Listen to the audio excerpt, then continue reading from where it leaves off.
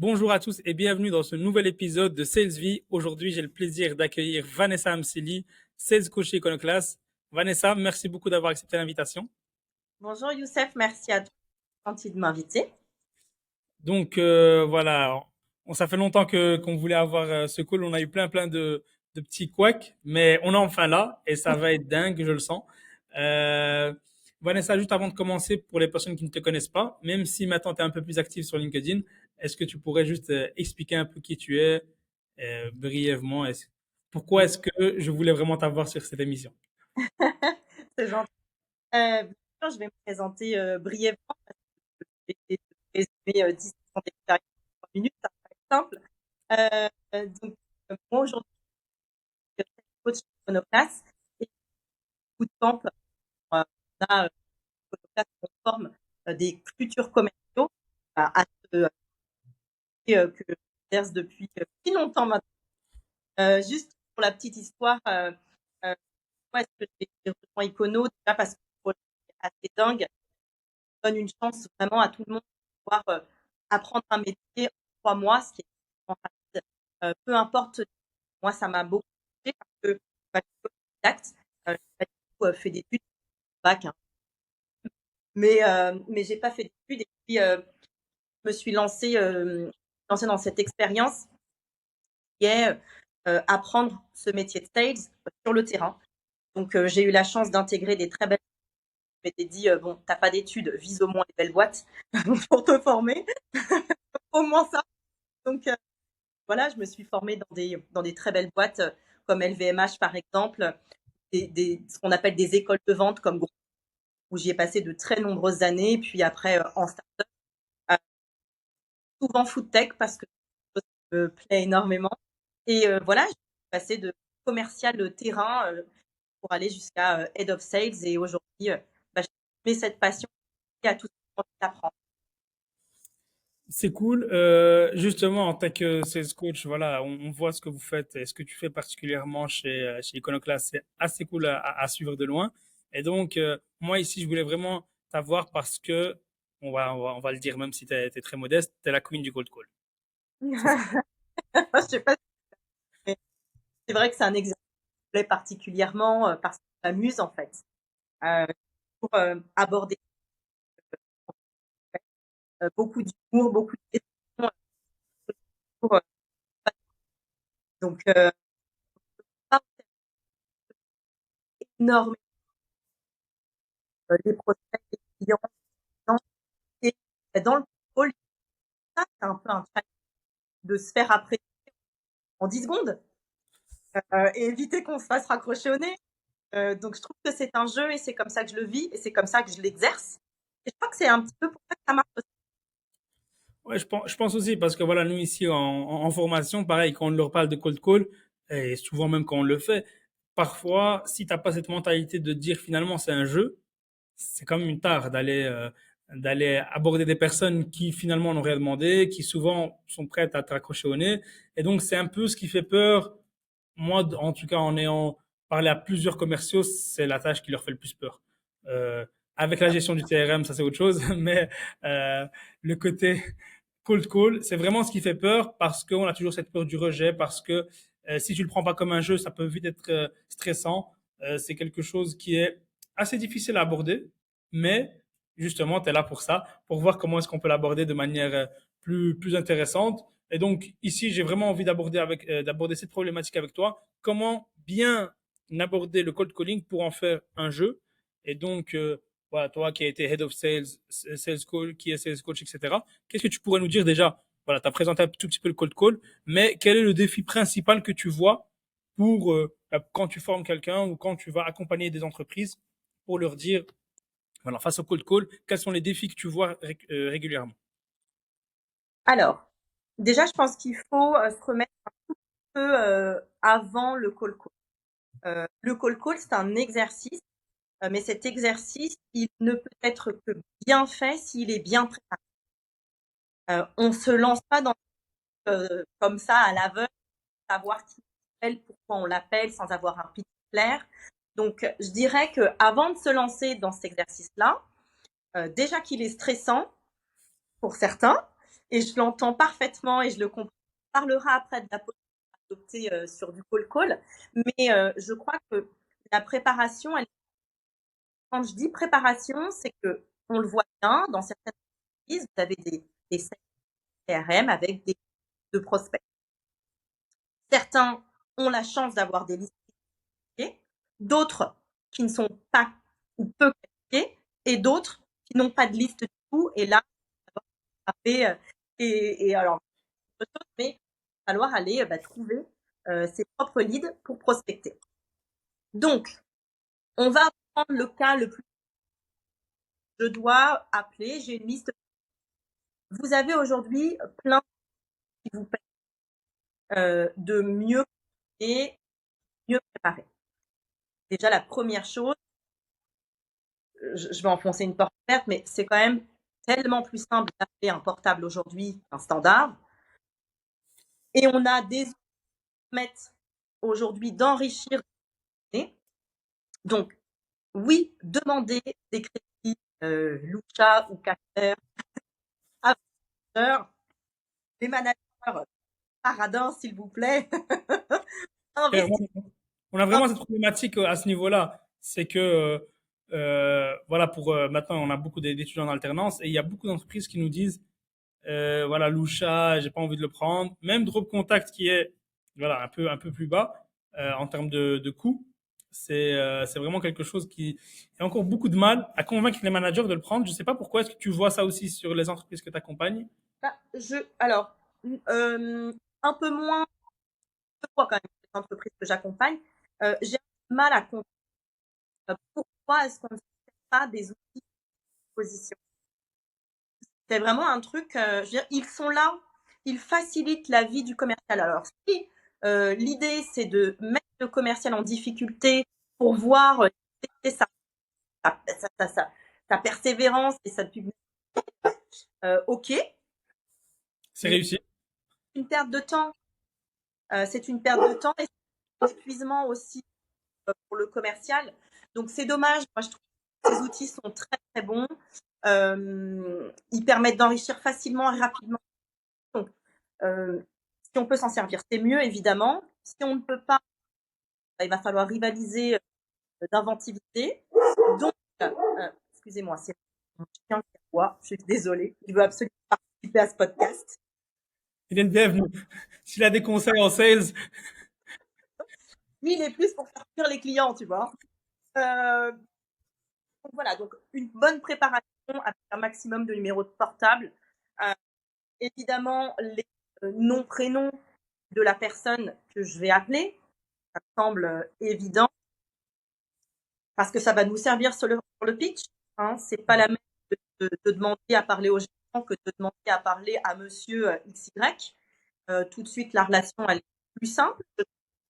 Et puis après, il y a des points que j'aime bien, alors, mot des copains, mais il y a des outils comme, tu vois ce que c'est, qui va un peu les profils disques des personnes que tu es hyper complet, c'est génial. Ok, ben, j'ai plein d'informations sur la personne que je vais appeler.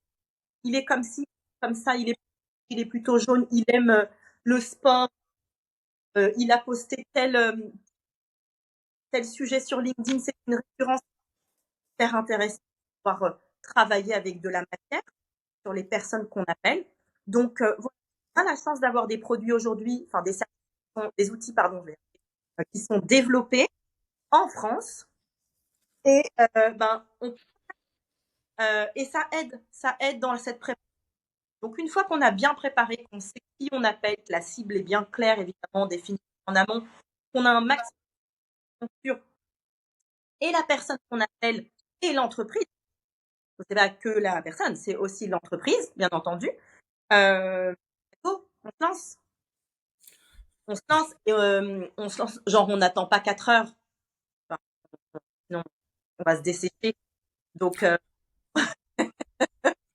donc donc, donc concrètement ici, quand tu veux préparer, tu te dis, voilà, une fois que j'ai quelques infos, jusqu'où tu vas. Donc tu as ta liste. Une séance de cold call, déjà toi, tu ferais combien de calls en moyenne? alors, Le call, il faut se dire qu'on doit se mettre, enfin, en tout cas, il faut se mettre en position. OK? Donc, que ce soit en équipe ou on idole, peu importe, honnêtement, faites-le comme vous le sentez le mieux. Si en plus vous n'êtes pas à l'aise avec l'exercice, vous ne forcez pas à appeler devant 45 personnes et pour avoir la voix qui est toute tremblotante et les mains moites. Ça n'a pas. Donc, mettez-vous bien, dans de bonnes conditions, dans un endroit qui vous plaît, avec des gens avec qui vous savez que ça va être motivant, que ça va être challengeant. Et comptez 1h30, je pense qu'1h30, 2 heures maximum, maximum après efficace. Et sur 1h30, allez, sur 1h30, on peut, cadence, hein, être entre 45 et 50 calls, à peu près. Ouais, après, voilà, si il y en a plus qui répondent, qui aboutissent en conversation, effectivement, on peut être un peu moins. Et Mais évidemment, évidemment. généralement, voilà. Sauf que, attention, le call, ok, je le dis, mais évidemment, tout le monde le sait, c'est pas un disque, c'est un call, c'est un seul et même objectif, prise de rendez-vous. Les call qui durent 10 minutes, les gars, en fait, ça marche pas. Donc c'est pour ça que, oui, il y a normalement, du volume sur le call, puisque c'est court. Est-ce est-ce que, voilà, si je sens que la personne en face est assez plaisante, on discute, etc., que je sens que je suis en train de gagner des points en vue du rendez-vous. Je suis en train justement de préparer. Est-ce que c'est plus intéressant de se dire finalement, moi j'ai ma liste et je demande en fonction de mon expérience, hein, mais est-ce que je vais sur l'aspect où j'attaque et me dire mon objectif c'est terminer ma liste et donc rapidement avoir le rendez-vous, ou est-ce que je me dis je suis déjà en train d'améliorer, de préparer ma vente et donc automatiquement plus il me donne du temps, plus j'ai des infos, plus j'aurai facile sur le rendez-vous que je prendrai aussi plus facilement. Ok, il faut dissocier deux choses. La première chose, c'est que, encore une fois, comme je l'ai dit, le même objectif, c'est prendre un maximum de rendez-vous. Moi, c'est ce que je dis sur le bootcamp quand on fait des grosses sessions de call. Je leur dis, les gars, et c'est ce que je disais à mes équipes aussi, je me fais savoir si vous avez votre nom au tableau de bâton. Ah, top, j'ai pris 10.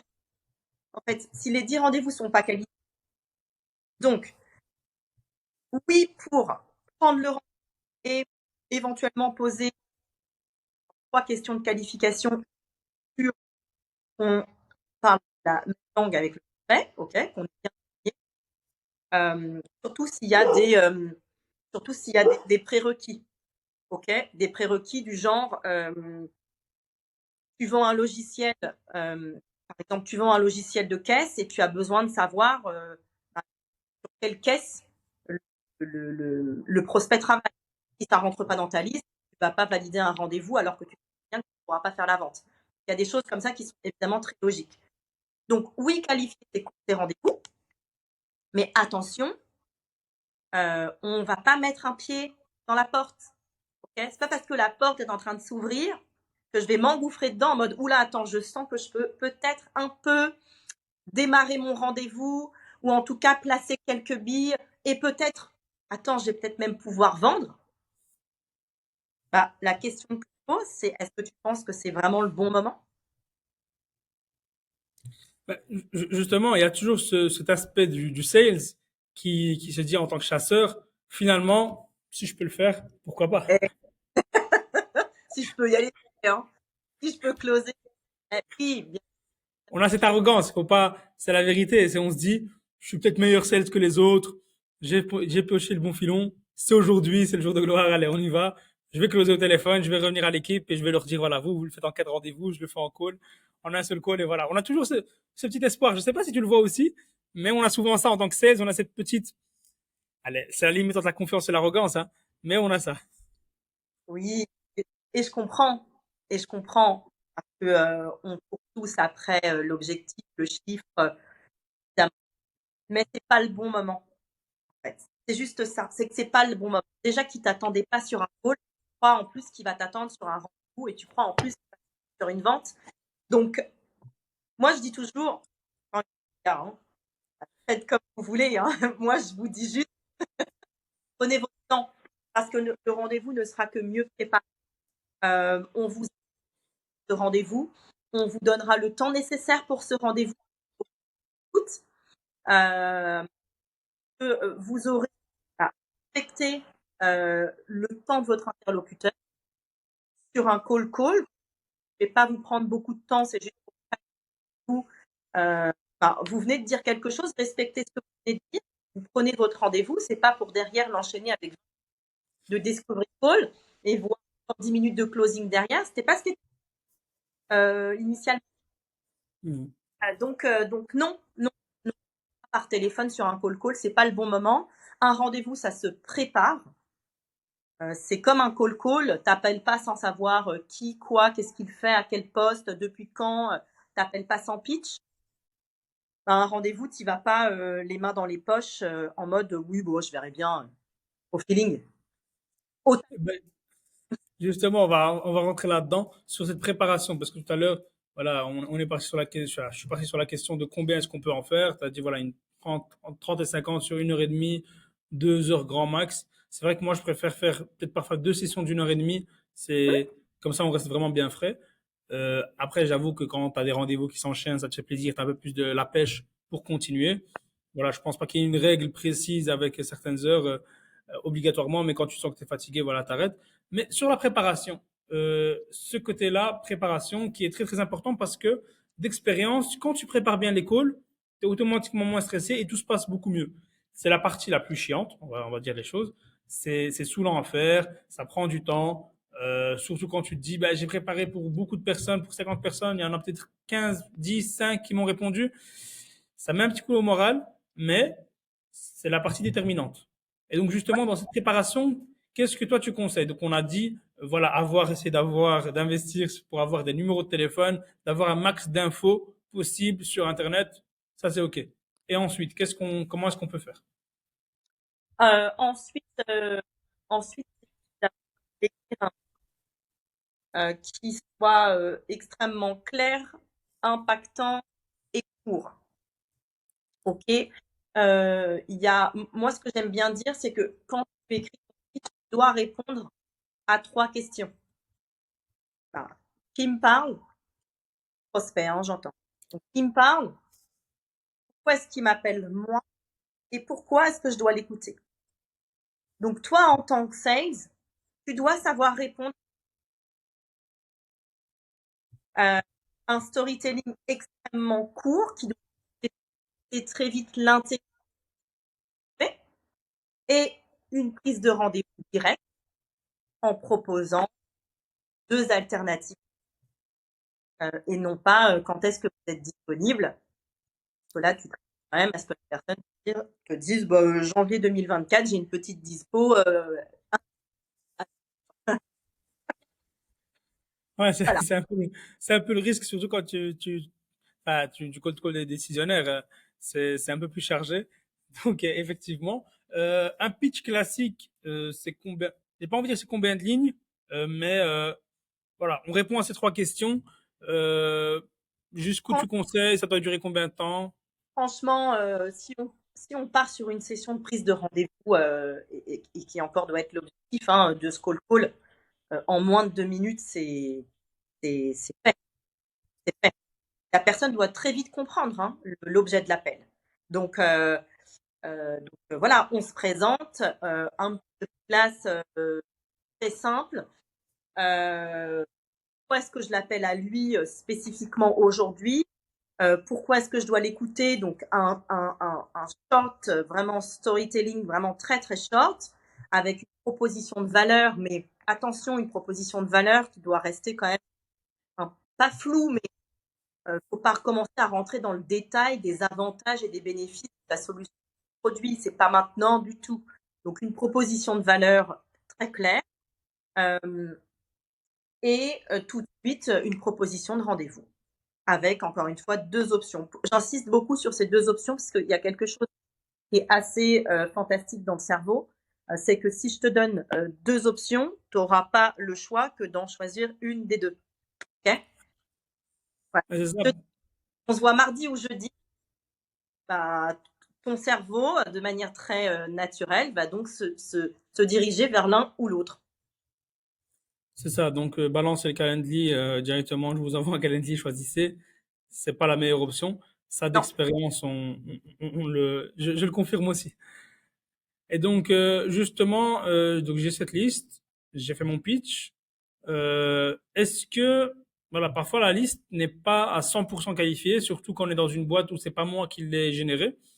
Je suis dans une boîte, j'ai une liste. Est-ce que j'appelle quand même tout le monde ou est-ce que tu conseilles d'aller plutôt sur une qualification de cette liste-là et d'appeler que les prospects préqualifiés? Euh, Faut pas oublier que le cold call, c'est quand même un exercice qui peut être assez fastidieux pour certains. Donc, je dirais optimiser au maximum votre temps. Euh, si la moitié de la liste n'a aucun sens et est très très loin de votre ICP, non. Enfin, c'est vraiment une question de bon sens. Donc, quand je dis vraiment préparer vos listes au maximum, c'est surtout pour vous faire gagner du temps, de l'énergie et pour que les sessions soient efficaces. Parce que c'est ça qu'on cherche. C'est du résultat immédiat. Donc, pour avoir du résultat immédiat, il faut vraiment que ce soit propre. Justement, cet aspect-là, préparation, jusqu'où on doit aller? Par exemple, moi, à un moment donné, ce que je faisais, c'est, avant le cold call, j'essayais toujours d'aller sur le LinkedIn de la personne, de regarder, d'avoir un peu son parcours, voir un peu quels sont les... Bon, maintenant, il y a Human Linker, etc. Il y a des outils comme ça qui sont hyper intéressants. Mais jusqu'où on doit aller dans le détail en se disant, finalement, ben, je vais encore plus préparer mon pitch. Enfin, le pitch, ça va, mais plus préparer ma liste pour que quand je l'appelle, je sais déjà à l'avance que il a été à la même école que moi, ou il a été dans cette boîte-ci, ou il a ce rôle-ci. Il a été sales coach avant d'être head of sales, ce genre Ok. d'éléments. Qu'est-ce qui risque de se passer là? Il risque de se passer que je perds beaucoup, beaucoup de temps sur la préparation. Et Il risque donc, de... Effectivement, tu vas peut-être perdre beaucoup de temps. Il y a un autre truc aussi qu'on sous-estime, mais tu risques d'avoir peut-être des a priori sur la personne que tu vas appeler. Euh, c'est un peu bête, hein, mais tu vois une personne qui sort d'une énorme boîte, parcours hallucinant, tu vas peut-être, je sais pas trop comment l'aborder, j'ai un peu peur, je suis pas légitime, ou je suis sûre que ça va pas lui convenir, ils en attendent beaucoup. Donc, oui à la préparation, non enfin, trop de préparation, c'est pas bon non plus. Déjà, tu vas perdre beaucoup de temps. Et puis, si tu es sûr de toi, si tu es convaincu que la solution est bonne, lance-toi en fait. Que tu appelles le directeur marketing ou le directeur marketing de toute petite start-up, en fait, le pitch sera le même, ton avis sera la même et tu auras le même rendez-vous pour le call club. Donc, fait avec Julien Bouygues et Enzo les vendredis où j'ai pu participer il y a quelques temps. En fait, on se pose pas la question qui fait quoi, enfin, oui, j'ai le poste, oui, j'ai l'entreprise, j'ai le nom, j'ai le numéro de téléphone. En fait, ça me suffit. Je vais pas aller non plus loin tout le parcours parce que ça peut générer. d'accord.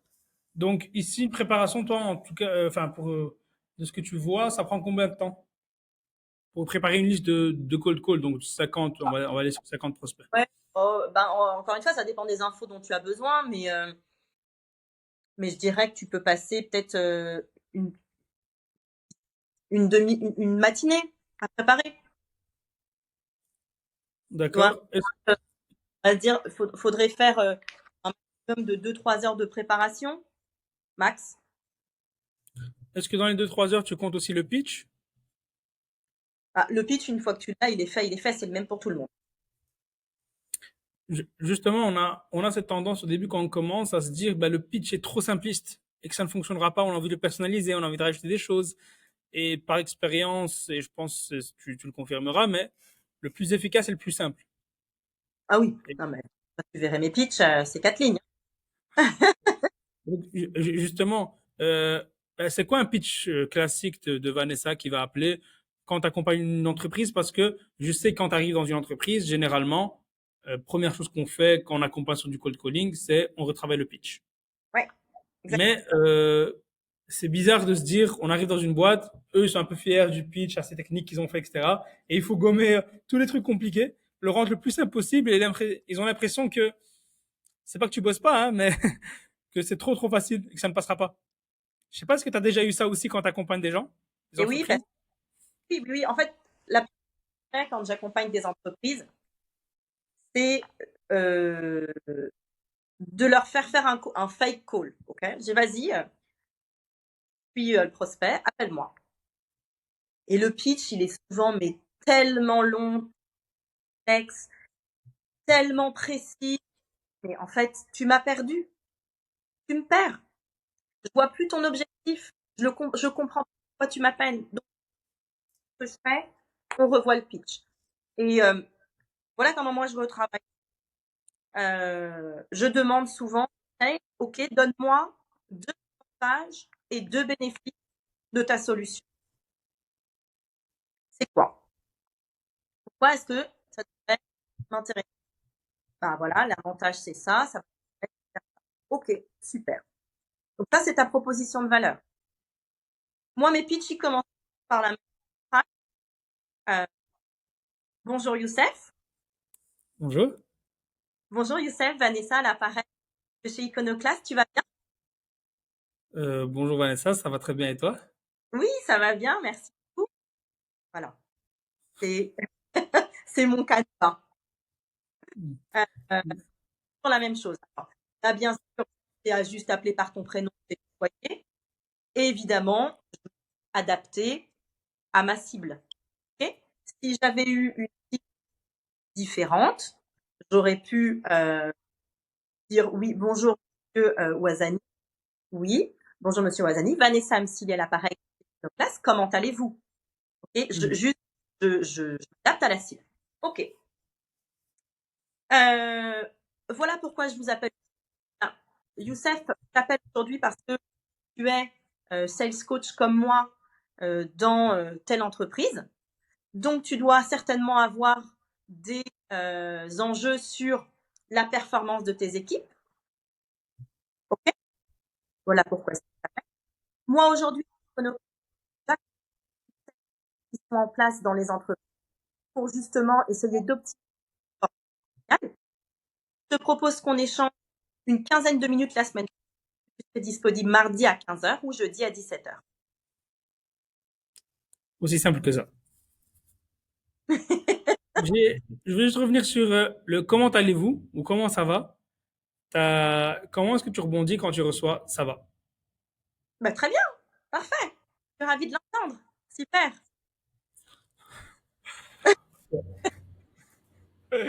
Justement parce que ici sur les équipes qu'on a eues, quand on a fait du cold call, il y a eu souvent, parfois, il y avait des personnes, enfin parfois, pas souvent, mais parfois il y avait des personnes qui répondaient comme ça froidement, on va pas dire méchamment, mais froidement.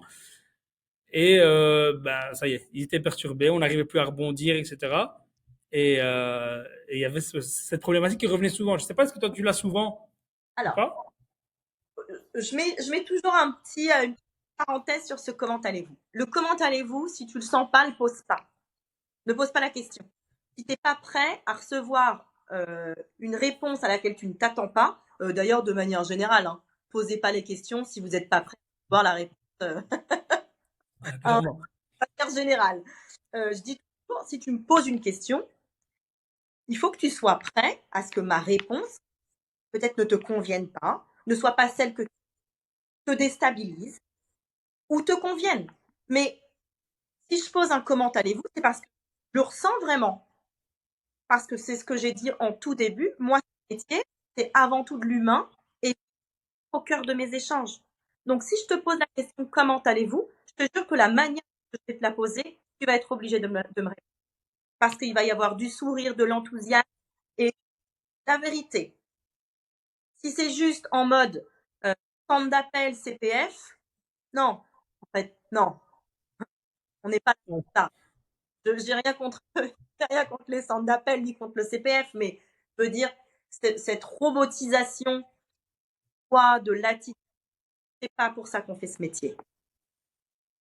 Donc, mettez-y du cœur et vous allez voir. Et la personne, il y en a, moi, il me reste. Ok, bon, bah on avance. Ok, next, c'est pas grave. Il est peut-être pas dans un bon jour, il a peut-être pas parlé. Encore une fois, il attendait pas mon appel. Je suis peut-être en train de. J'en sais rien. Il a peut-être passé une nuit de merde. J'en sais rien en fait. Mhm. Ouais, c'est Mais ça le truc.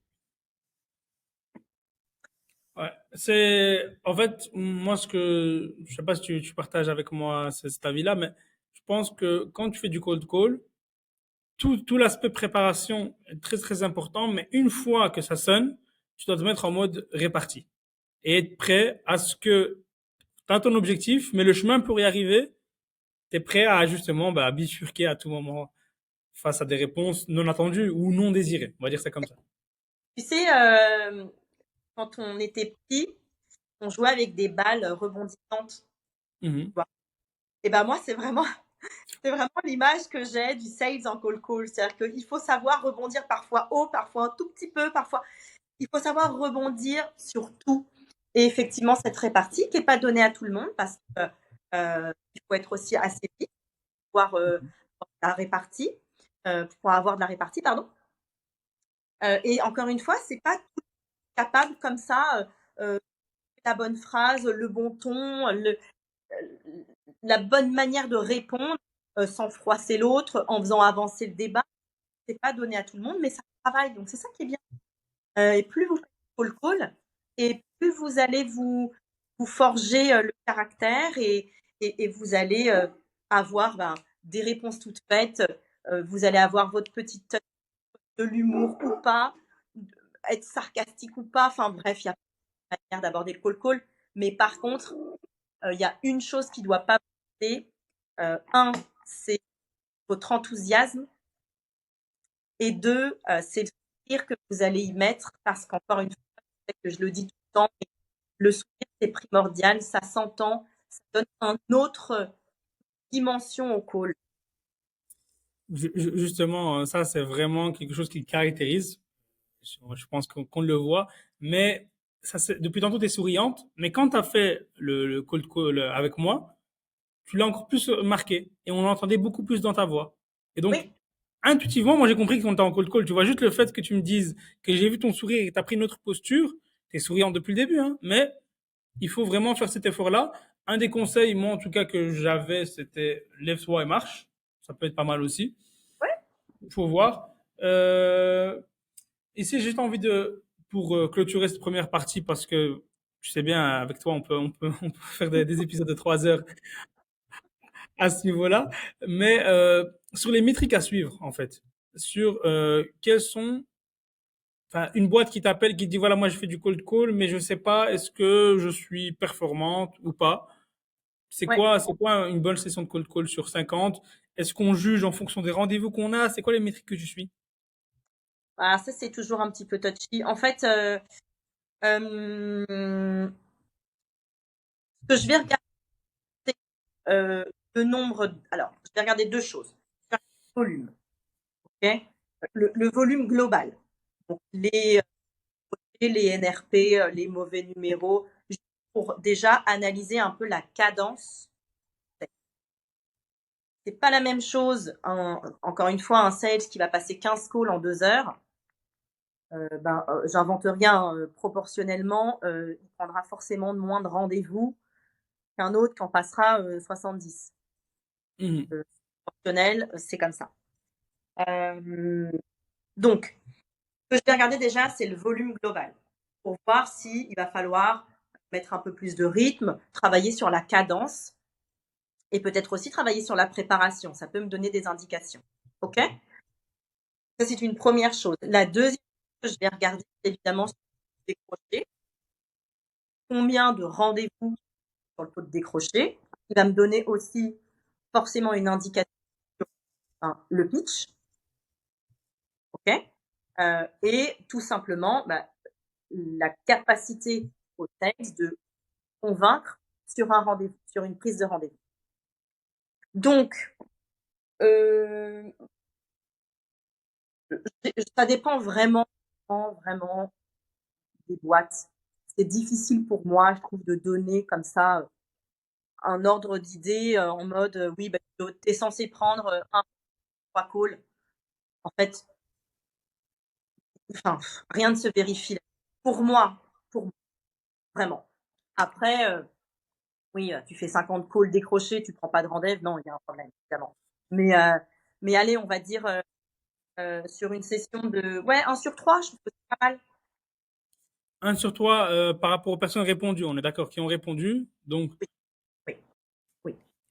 ça va. C'est cool d'avoir un KPI assez clair. Justement, est-ce que tu vois, moi j'ai l'impression que le cold call, en termes de marketing, avait perdu un peu avec tous les outils qui sont arrivés. On va dire fin des années 2010, donc après 2015, je trouve que le cold call était moins en tendance et qu'il l'est Mmh. devenu. Est-ce que tu vois ça aussi et quelles sont tes prévisions un peu pour l'avenir en tant que sales sur bah, l'outil du cold call ou en général plutôt quelles sont les tendances que tu vois arriver? Ok. Alors, moi j'ai ma petite théorie là-dessus. Je sais pas si c'est la bonne, mais en tout cas c'est la mienne. Donc si c'est la mienne, c'est la bonne.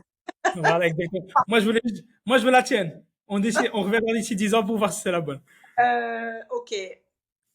Depuis là, les 20 dernières années, on a vu cette tendance où les gens sont beaucoup derrière leurs écrans. Euh, on communique, je parle vraiment communiquer vraiment, hein, d'humain à humain de moins en moins.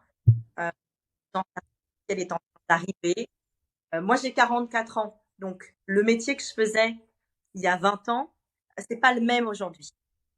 Euh, donc, je pense que les gens ont envie, vraiment, sincèrement, de renouer un petit peu le lien contact humain, de remettre ça un peu au cœur des échanges. Et quoi de mieux que le call call? Le call call, c'est une voix, euh, ça peut être des rires, c'est de la conversation. Euh, Il y a plein de choses qui passent. Et je trouve que c'est tellement plus agréable quelqu'un au téléphone que de recevoir un mail ou un LinkedIn, un message ou un commentaire. C'est bon, quoi. Juste, est-ce qu'on peut revenir à l'essentiel et se parler vraiment? Une question que on me dit souvent, c'est est-ce que toi finalement tu réponds vraiment cold call? Ça c'est, je te retrouve un Moi? peu le, ouais.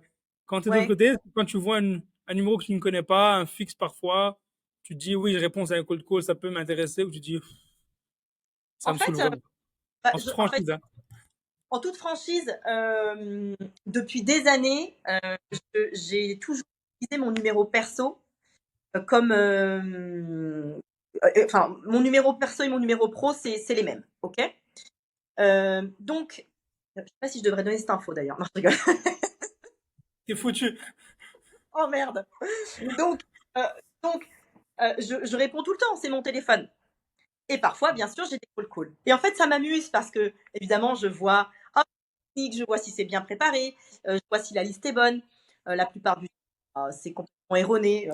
Voilà, les listes sont plus à jour parce que j'ai monté une boîte il y a quelques années. On m'appelle encore pour ça alors que la boîte, elle est clôturée depuis au moins 10 ans. Donc, donc, oui, je réponds. Je vois très vite si ça peut m'intéresser ou pas. Si ça m'intéresse, pourquoi pas. Oui, je peux prendre un rendez-vous. Si ça m'intéresse pas, bon, toujours très poliment.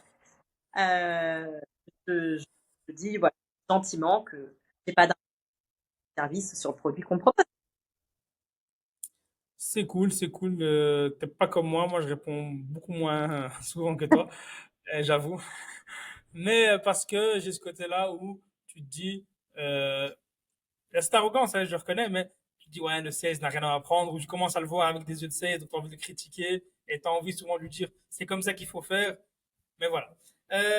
Je voulais juste terminer par la deuxième, enfin, la petite partie qu'on a mis à la fin.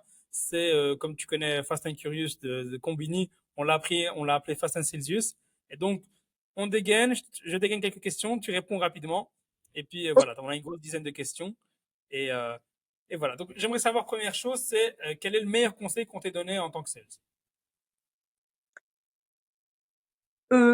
Pas d'a priori. Et le pire qu'on t'ait donné? En tant que sales, parce que j'allais dire passe ton bac d'abord en tant que sales.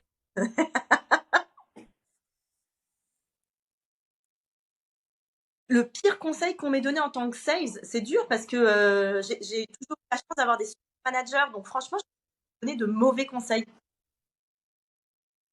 Ah bah, j'y crois à moitié, mais on va passer. C'est très très gentil, Vanessa. L'outil indispensable pour un sales. Son CRM.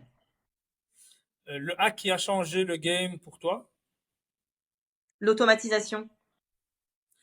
Je reviens juste sur le CRM. Lequel? Comme ça, on t'attire des problèmes directs. Oh, j'ai pas de CRM particulier. J'ai bossé sur Salesforce, j'ai bossé sur Pipedrive et sur HubSpot. Les trois sont très bien, ça dépend encore une fois de l'utilité que tu veux en faire, quoi. Enfin, la taille de tes équipes, ça dépend de plein de. Une question pour la sales coach. Est-ce que sales, c'est inné ou est-ce que c'est pour tout le monde finalement? Hmm. Je pense que il y a des prédispositions, mais c'est un métier qui s'apprend. Ok, je valide la réponse. Euh, la personne modèle en tant que sales que tu as, est-ce que tu as vraiment un référent ou une personne, tu te dis j'ai envie de lui ressembler finalement? Je vais répondre un truc tellement gnangnan, mais mon père, genre, meilleur sales du monde, quoi. T'as vendu Prendrait quoi? ça, les gars. Et, la plus grosse erreur que tu aies faite? La plus grosse erreur que j'ai faite, penser que ce que je vends peut convenir à tout le monde. Ok, Ouais, c'est vrai. Pourquoi devenir sales finalement? pour l'argent. Non, je rigole. Bonne réponse, validée. Non, je crois que moi, je suis devenue sales parce que j'ai quand même un peu le sentiment que je vais aider comment quelqu'un ou une entreprise ou une équipe. Et non, c'est faux. Non, Mais la réponse, la vidéo avec laquelle c'est sorti, c'est fini, je vais couper, je vais laisser que pour l'argent. C'était trop beau. Euh, Qu'est-ce que tu détestes en sales? ce que je déteste, c'est la pression inutile. Inutile, vraiment. Genre, moi, recevoir quand j'avais des maladies de moi, ou moi mettre la pression, non, ça, inutile. On sauve pas des vies, les gars, vraiment. On fait du chiffre, c'est On tout. fait du. Ok. Le livre, le podcast, la vidéo qui a vraiment changé ta vie, que tu recommanderais. Alors, il y en a deux. Ce sont des livres. J'adore la lecture. C'est des livres un peu basiques que je pense que beaucoup de gens ont lus. Le premier, c'est Les quatre accords Toltec. Je trouve qu'il marche très très bien avec notre métier, vraiment. Et le deuxième, c'est le Miracle Morning. Je l'offre systématiquement je l'offrais souvent à mes collègues. Ils arrêtent d'arriver en réunion le matin. Efficace. Le message passait vachement mieux. Voilà, exactement. Ça coûte un peu plus cher, mais au moins ça passait, c'est efficace. Et pour finir, les trois personnes que je dois absolument inviter pour les prochains épisodes. Euh, euh, et ma boss, on la voit pas assez alors que le projet est dingue.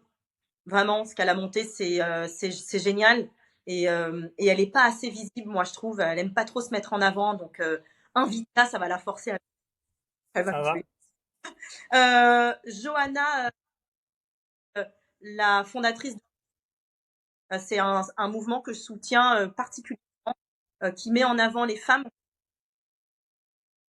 qui souvent, parfois, enfin pas souvent, mais elles ont parfois un peu de mal à trouver leur place. Mhm. Donc voilà, je trouve que c'est un bon mouvement cool. Et parce que son film m'a fasciné, coach chez Human Liker, parce qu'en fait, il t'analyse un profil LinkedIn en 2 secondes et moi, quand il m'a analysé le mien, j'ai eu un fou. Je me suis dit: «OK, ton truc est juste top». Parce qu'il y avait marqué en énorme, «Vanessa parle beaucoup avec ses mains». Et mais comment tu peux savoir ça? Mais surtout que tu m'as dit ça, tu m'as dit Vanessa parle beaucoup avec ses mains, donc c'était parfait. Et ça m'a fait mourir. J'ai dit: «OK, je trouve ton produit vraiment cool». Donc ouais, ouais, l'inviter pour qu'il en parle, voir un peu comment il a, mis, l'IA au service des sales. Voilà. C'est cool. On essaiera de les avoir. On fera du cold calling pour les avoir s'ils répondent pas. En tout cas, merci beaucoup, Vanessa. C'était hyper, hyper cool. Je pense franchement qu'on pouvait faire 3, 4, 5 épisodes facilement juste sur le cold calling. On s'est concentré sur la préparation. Ouais, Peut-être plus tard, on fera un autre épisode pour voir une autre partie, mais c'était vraiment, vraiment cool. N'hésitez pas à la rajouter, Vanessa Amsili, sur LinkedIn. Tu réponds assez rapidement. Et oui. donc, voilà, s'il y a des questions, n'hésitez pas en commentaire, abonnez-vous. Voilà, vous connaissez un peu la chanson. Merci beaucoup, Vanessa, et je te dis à très, très bientôt. À très bientôt. Salut tout le monde.